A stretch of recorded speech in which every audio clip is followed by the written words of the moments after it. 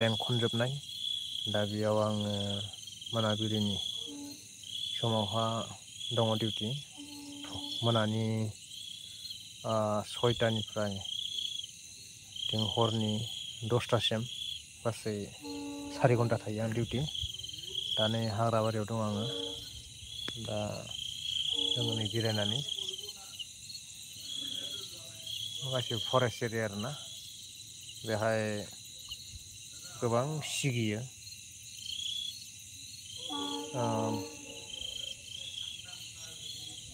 हाग्रानि सोदोब गाबनाय खोनायो मा गाबो जेबो मिथिया बेहाय गोबां आवाज होयो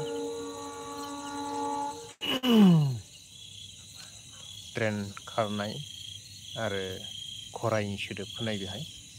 नाथाय ट्रेनखौ नागिरबाबो मोननो हाया खिन्थु हाग्रा थैनानै थांनाय नै दा फैबाय आरो ट्रेना दा बेखौ नागिरबोला नुयो आरो ट्रेन खारनायखौ बे फरेस्ट सिंथिंगालि खिन्थु बेनि माबाखौ नुनो मोना आरो दा खारनाय ट्रेनखौ आं दा नायनो थांगासिनो दोङो दा नैबेथिंगालि खारबोगासिनो दं आरोना ट्रेना नैबे